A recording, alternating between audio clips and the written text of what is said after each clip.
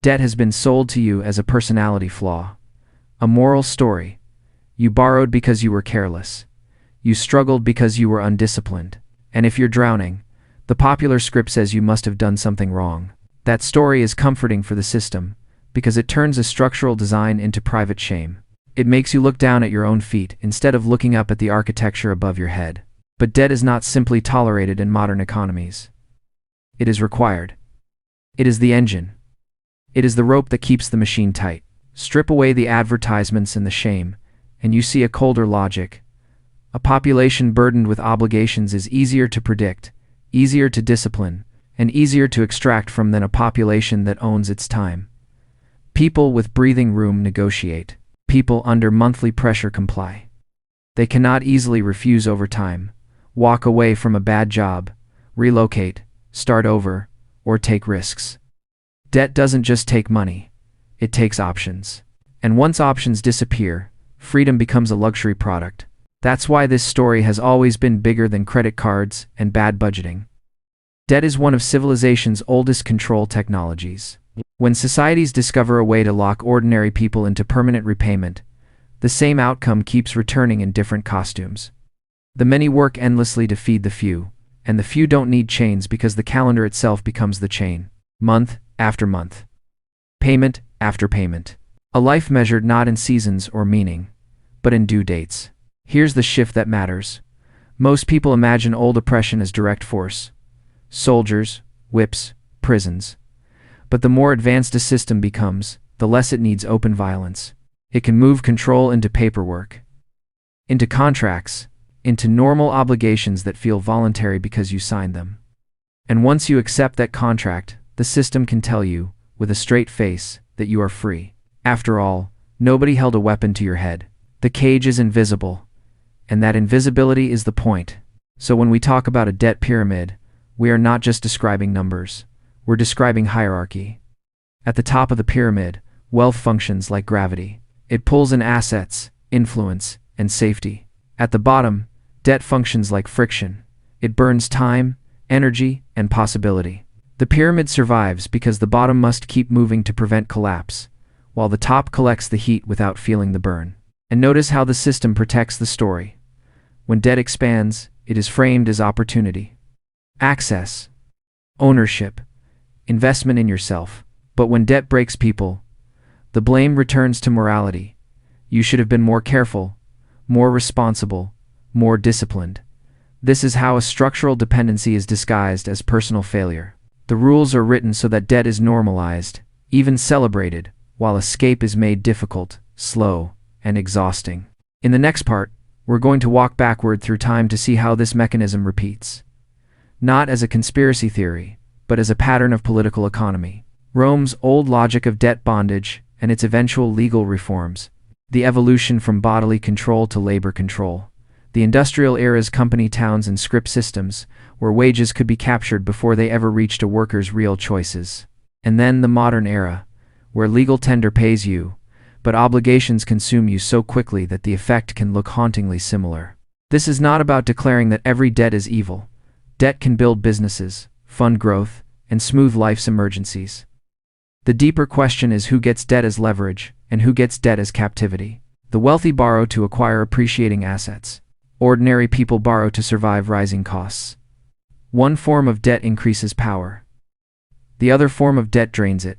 If we want to understand why the few own so much of the many's time, we have to stop treating debt as a private embarrassment and start treating it as a public system. Because once you see the structure, a disturbing possibility comes into focus. The system does not merely allow widespread debt. It needs it. It needs you to be just stable enough to keep paying, and just strained enough to keep obeying. That is the razor's edge, where the debt pyramid becomes self-sustaining. Long before debt appeared on credit reports and banking apps, it was already doing the same job with cruder tools. In early civilizations, control began with the body. In ancient Rome, debt was not a metaphor. It was physical. If a citizen could not repay a loan, the creditor could claim the debtor's labor, sometimes even their body, as collateral. This practice, known as nexum, allowed creditors to turn financial obligation directly into human bondage. Families were trapped across generations, not because they committed crimes, but because they borrowed to survive. The Roman Republic was repeatedly shaken by unrest as indebted citizens revolted against a system that legally reduced them to property without calling them slaves. Rome eventually realized that open debt slavery was too unstable. Rebellion was expensive. So the law changed. With the Lex Potelia, Rome formally banned the seizure of citizens' bodies for unpaid debts. But what disappeared in form did not disappear in function. The system evolved. Instead of chaining bodies, Rome learned to bind labor. Taxes, rents, and compulsory services replaced shackles. Citizens were technically free, yet economically immobile. They still had to work continuously to meet obligations they did not control. Freedom existed on paper, while dependence ruled daily life. By the late Empire, this dependence hardened into law. As debt pressures hollowed out the tax base, Rome responded not by reducing extraction, but by restricting escape. Professions became hereditary. Bakers were required to remain bakers. Farmers were tied to their land. Leaving your work was treated as a threat to the state, because if too many people slipped away, the fiscal system would collapse. Rome did not fall because it lacked power. It fell because it used power to preserve a debt structure that suffocated its own society from within. The Middle Ages refined this logic further.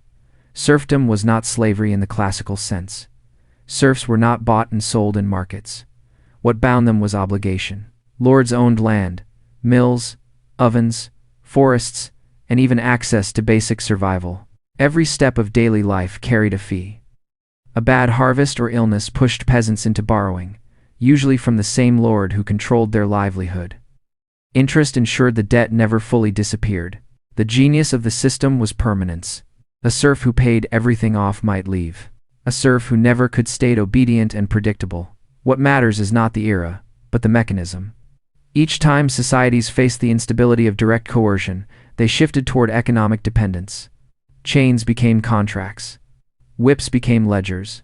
Violence was replaced by inevitability. You did not need guards when survival itself enforced compliance. People worked not because they were beaten, but because stopping meant starvation. That transition marks a critical moment in the history of power. The realization that economic pressure is more efficient than force, and far less visible. By the time industrial capitalism arrived, the template was already perfected. The system no longer needed to announce domination. It could present itself as normal life. Work, pay, owe, repeat. The language changed, but the structure stayed intact. Debt moved from the margins of society to its center. And once debt became systemic rather than exceptional, it stopped being a sign of failure and became a requirement for participation. This is the hinge point in the story. When debt stops being a punishment and becomes a condition, it no longer needs justification. It becomes invisible. People do not ask why they owe. They ask only how long they must keep paying, and that quiet acceptance is what allows the pyramid to grow taller over time, with fewer people questioning why so much weight rests on so many shoulders. When industrial capitalism expanded, it didn't invent debt control, it refined it. The company town was not an accident of early industry. It was a deliberate experiment in total economic capture. Mining companies, railroads, and factories realized they could own more than just labor hours. They could own the entire environment in which workers lived. Housing, food, tools, medicine, even entertainment could be folded into a single closed system. And once that system was sealed, wages became a formality rather than freedom. Workers were paid in company scrip, a private currency redeemable only at company stores. On paper, they earned a wage. In practice, the wage never left the employer's orbit. Prices were inflated, quality was controlled, and alternatives were inaccessible. A worker could labor for weeks and still end up owing more than they earned. Debt accumulated quietly, mathematically, without the need for violence. Leaving was technically allowed, but practically impossible. You could not walk away while owing money. And the math was designed so that you always did. What made company towns so effective was not cruelty, but predictability. Employers did not need to threaten workers. Hunger did the work for them. Families showed up every morning because survival required it. Children grew up inside the system, inheriting both the job and the debt culture that came with it. The arrangement looked voluntary from the outside. No chains, no guards, just numbers that never balanced in your favor. When later generations looked back, they recognized this as exploitation and outlawed script systems. But the recognition came too late for the millions of lives already consumed. Yet outlawing the form did not eliminate the function. The logic simply migrated. Modern economies stopped paying people in fake money and started paying them in real currency that evaporates immediately into obligations. Rent, insurance, transportation, healthcare, and education absorb income before it ever becomes discretionary. The paycheck touches your account and disappears, not because you mismanaged it, but because it was pre-committed before it arrived. The system learned that it did not need to restrict where money could be spent if it could ensure that spending was unavoidable. This is where the psychological shift happens. In company towns, people knew they were trapped. The injustice was visible. In modern systems, the trap feels personal. If you are struggling, you are told to budget better, hustle harder, or improve your skills. Structural extraction is reframed as individual weakness. The same dynamic that once operated through private currencies now operates through normalized debt products. Credit cards, auto loans, and installment plans that promise convenience while extending dependency. The famous line from the old Cole song captures the essence better than any textbook. Another day older and deeper in debt. That was not poetry. It was accounting. Time itself became collateral. Each passing month increased obligation instead of opportunity. The innovation was subtle but powerful. Debt was no longer something you fell into after a crisis. It became something you lived inside continuously. And here's the crucial insight. Company towns failed, not because they were inefficient, but because they were too obvious. Modern debt systems learned to be quieter. They spread extraction across dozens of institutions instead of one employer. The worker no longer owed the company directly. They owed the bank, the landlord, the insurer, the government. Fragmentation made the system feel neutral, even fair. No single villain, just a life structured around payments. By the mid-20th century, policymakers understood something important. Debt could stabilize societies if calibrated correctly. Too much pressure caused rebellion. Too little reduced discipline. The solution was balance. Enough debt to keep people working. Enough consumption to keep them hopeful. Enough growth to justify the system's legitimacy. This balance would become the foundation of the post-war economic order, where debt shifted from being a local tool of control to a national and global one. After World War II, the logic of debt control moved from factories and towns to entire nations. The war left Europe physically destroyed and financially shattered. Germany, in particular, stood at a crossroads. Burden it with crushing reparations, as had been done after World War I, and you risk economic collapse, political extremism, and social chaos. Relieve the pressure, rebuild productive capacity, and you gain a stable partner in a new global order. This time, the architects of power chose the second option. Much of Germany's debt was forgiven. Capital was injected through the Marshall Plan. Growth was prioritized over punishment.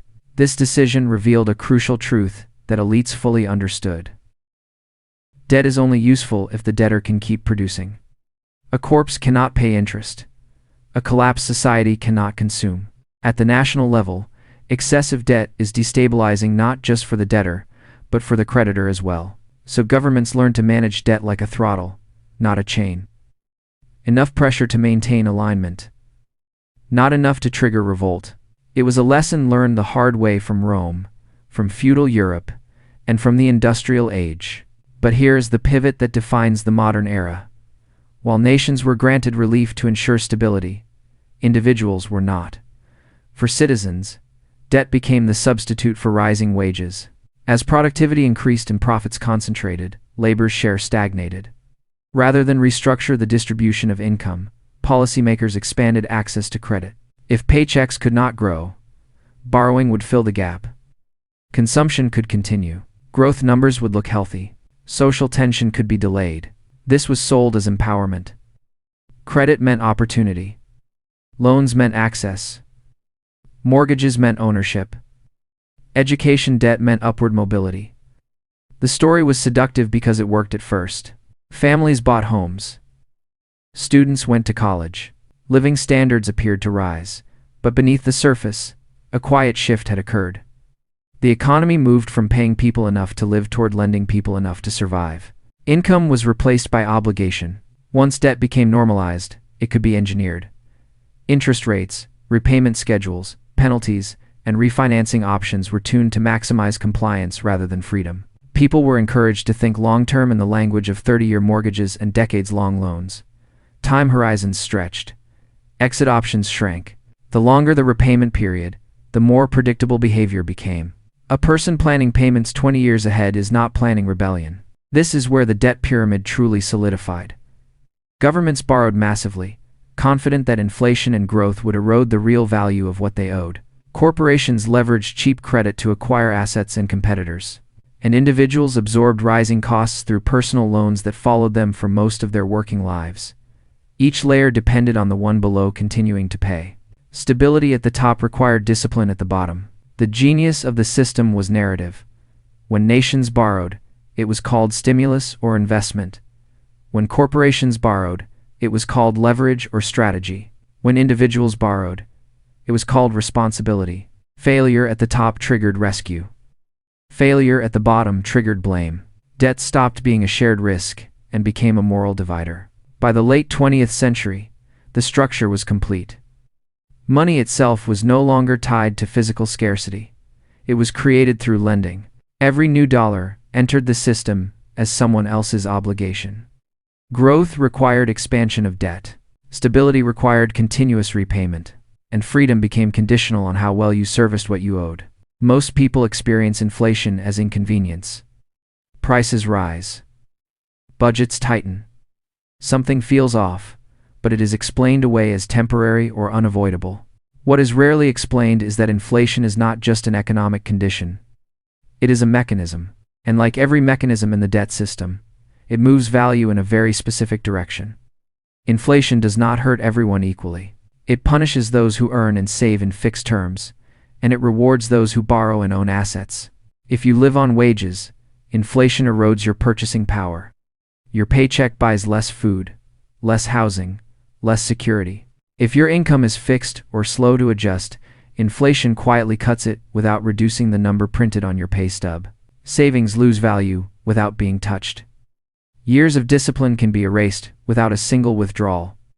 To the system, this looks like growth. To households, it feels like falling behind despite doing everything right. Now flip the perspective. If you hold assets, inflation works in your favor. Real estate rises, stocks reprice, commodities adjust upward. And if you hold debt tied to fixed payments, inflation is a gift. You repay yesterday's loan with tomorrow's cheaper money. This is not a side effect. It is the reason inflation is tolerated, and at times encouraged. Governments with massive debt loads benefit when the real value of what they owe shrinks. Central banks understand this math intimately. This asymmetry is what makes inflation such a powerful political tool.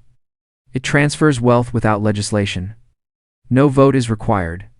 No announcement needs to be made. The burden shifts automatically from those who lack assets to those who own them. It feels impersonal, almost natural, but its outcomes are highly structured.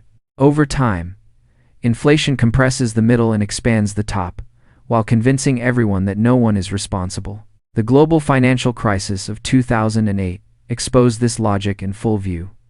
Banks had created mountains of risky debt, betting on endless housing growth. When the system collapsed, ordinary people lost homes, jobs, and savings. The institutions at the center were rescued. Trillions were injected into financial markets. This money did not disappear. It flowed into assets, inflating prices and restoring balance sheets. Public debt rose. Private losses were socialized. The structure survived by shifting the cost downward. The pandemic repeated the pattern at an even larger scale. Emergency spending stabilized markets and prevented collapse. But the distribution followed the familiar path. Asset prices surged. Those who already owned gained more. Those who relied on wages faced rising rents, food costs, and energy bills. Inflation arrived later, framed as an unfortunate consequence of crisis management. Yet its effect was precise. It reduced the real value of public and private debts at the top while increasing the cost of survival at the bottom. Inflation completes the debt pyramid by ensuring that escape becomes harder over time. As costs rise faster than wages, people rely more heavily on credit just to maintain their standard of living. Debt expands not because of extravagance, but because of necessity. Each cycle deepens dependence.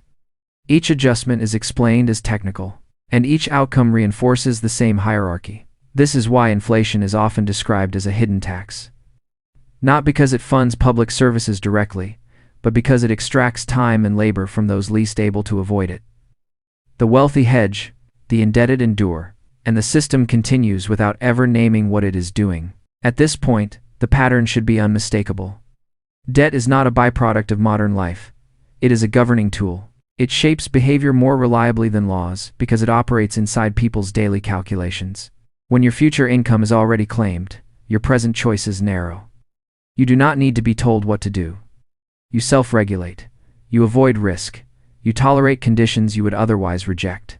Debt turns free individuals into predictable units of output. This is why the modern economy is built on debt creation rather than wage growth.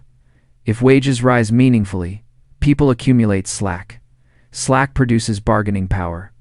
Bargaining power disrupts hierarchies. Debt does the opposite. It absorbs surplus before it becomes leverage. The system does not want people desperate enough to revolt, but it also does not want them comfortable enough to refuse. Debt is the calibration mechanism that keeps society balanced on that narrow edge. Student loans are a perfect example. They are not structured to educate efficiently. They are structured to bind early. By the time a person enters the workforce, their future income is already pledged. That changes everything. Career choices narrow. Geographic mobility shrinks. Entrepreneurship becomes risky instead of natural. The system secures decades of compliance before a worker even understands the terms. This is not a flaw. It is the design. Mortgages function similarly, but over longer horizons. The 30-year mortgage is not about ownership. It is about anchoring labor. For most of the loan's life, payments go primarily to interest. Equity builds slowly. Selling resets the clock. Refinancing extends it. Property taxes ensure that even full repayment does not end the obligation. Housing becomes a permanent revenue stream rather than a finished goal. Stability is promised. Dependency is delivered. Credit cards complete the loop. They smooth consumption when wages fall short, allowing the system to avoid visible crisis. Instead of unrest, you get revolving balances. Instead of protests, you get minimum payments. The pressure never explodes. It hums, quietly, reliably, every month. What ties all of this together is money creation itself. Modern money is born as debt. Banks do not lend existing reserves. They create new money by issuing loans. That means the economy requires continuous borrowing to function. If debts were paid off en masse, the money supply would contract. Growth would stall. The system depends on perpetual obligation, passed forward like a relay baton. This is the uncomfortable truth most discussions avoid. Debt is not merely tolerated by power. It is required by the structure of the system. And because it is required, policies consistently favor borrowing over saving, spending over stability, and leverage over independence. People are told this is normal, necessary, modern. But normality is not neutrality. It is conditioning. So where does that leave you? If debt is structural, if money itself is created as obligation, and if the system quietly requires most people to remain indebted for stability, then what does freedom actually mean? The answer is uncomfortable but clarifying. Freedom in this system is not the default condition. It is a position you must deliberately move toward, often against the incentives designed to pull you back. The system does not collapse if a few people escape. It collapses only if too many do. That distinction explains everything. Individual exit is allowed. Collective exit is not. This is why financial literacy is tolerated as a niche and discouraged as a mass movement. It is safe when framed as personal responsibility. It is dangerous when framed as structural awareness. Once people understand that debt is not just a tool but a leash, behavior changes. Risk tolerance shifts. Compliance weakens. And that is precisely what power seeks to avoid. Freedom, then, is not about refusing all debt. That would be impractical, and, for many, impossible. It is about understanding the difference between debt that compounds your power and debt that consumes it. The wealthy borrow against assets that appreciate and generate cash flow. The majority borrow against future labor for things that decay or disappear. The math is not the same, even if the language is. Until that distinction is understood, people keep mistaking survival financing for opportunity. This is also why the system invests so heavily in distraction. Endless consumption, endless outrage, endless noise. If people are busy managing payments, comparing lifestyles, and blaming themselves, they are not questioning structure. Debt works best when it is personalized and moralized. The moment it is politicized and historicized, its legitimacy weakens. History shows this again and again. Rome, feudal Europe, industrial company towns. Different centuries, same logic. The system adapts. The hierarchy persists. A population without debt has time. Time to organize. Time to refuse. Time to imagine alternatives. That is why debt is framed as normal adulthood, as maturity, as responsibility. The truth is simpler and colder. Debt is predictability, and predictability is the currency of control. None of this means the system is invincible. Every debt structure in history eventually breaks under its own weight. Not because people suddenly become virtuous, but because extraction outruns productivity. When too much value is pulled upward, the base can no longer support it. That moment does not announce itself in advance. It arrives as stagnation, resentment, and quiet withdrawal. Empires do not fall in one dramatic collapse. They hollow out. Understanding this does not make you immune, but it does give you leverage. Awareness is the first step out of any cage, especially one that pretends it does not exist. The system wants you to believe debt is your fault. History shows it is its foundation. If this changed how you see money, power, and your own time, stay with this channel. Share it with someone who feels trapped but cannot explain why. And subscribe, because history does not just repeat, it teaches, if you are willing to look closely enough.